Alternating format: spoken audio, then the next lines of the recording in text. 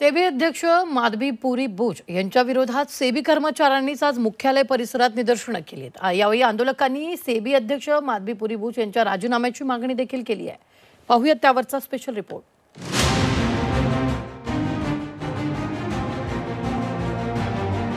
ही निदर्शनं आहेत सेबीच्या कर्मचाऱ्यांची। हे कर्मचारी सरकार विरोधात निदर्शनं करत नसून ही निदर्शनं आहेत सेबी प्रमुखांविरोधात। सेबी प्रमुख माधवीपुरी बुच यांच्या राजीनाम्याची मागणी सेबी कर्मचारी करतात। हिंडनबर्ग आणि काँग्रेसच्या आरोपांनंतर सेबी कर्मचाऱ्यांनी आंदोलन केलं। या निदर्शनात जवळपास 200 कर्मचारी सहभागी झाले होते। माधवी बुच चेयरमैन हैं, तकरीबन 2-2.5 साल हो चुका है उनको चेयरमैन बने हुए।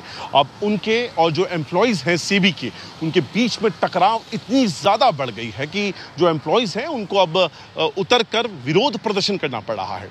ये जो कैंपस आप देख रहे हैं, थोड़ी देर पहले यहाँ पर जो ओपन ग्राउंड है यहाँ का, वहाँ पर एम्प्लॉयज़ थे। जो तिरंगा इस वक्त आप देख रहे हैं, तिरंगे के आसपास ही तकरीबन 200 से 250 के करीब एम्प्लॉयज़ जो थे वो यहाँ पर इकट्ठा हुए थे। इन्होंने अपना जो प्रोटेस्ट है वो लगातार जारी रखा और ये जो प्रोटेस्ट है वो 11 बजे शुरू हुआ था और तकरीबन 1.5 घंटे ये पूरा प्रोटेस्ट चला है। इससे पहले एक पीआर यानी प्रेस रिलीज जारी की गई थी।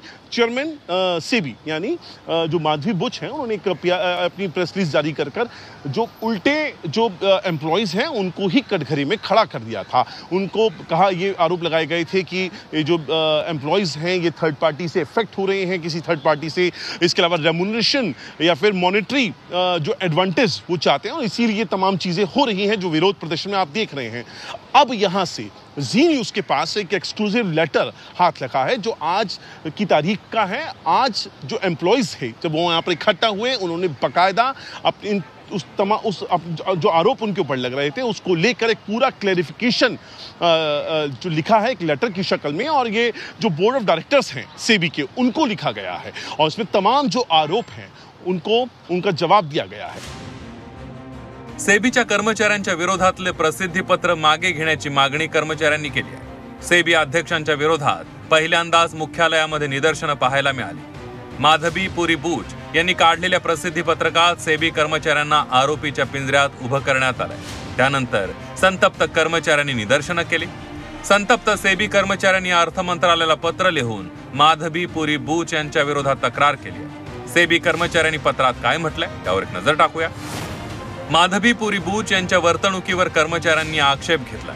गेल्या 2.5 वर्षांपासून सेबी कार्यालयात वातावरण खराब आहे। वरिष्ठ अधिकाऱ्यांकडून कर्मचाऱ्यांची खरडपट्टी काढली जाते। या खरडपट्टीला माधवीपुरी बुच प्रोत्साहन देतात। कर्मचाऱ्यांविरोधात अपशब्द वापरले जातात। आत्मसन्मानासाठी आंदोलन करत असून कुणीही आंदोलनाला फूस लावली नाही असं कर्मचाऱ्यांनी स्पष्ट केलं। सेबी कर्मचाऱ्यांच्या आंदोलनामुळे अध्यक्ष माधवीपुरी बुच यांच्या अडचणीत वाढ होताना दिसते। या अगोदर हिंडनबर्गच्या अहवालात त्यांच्यावर गंभीर आरोप केले होते।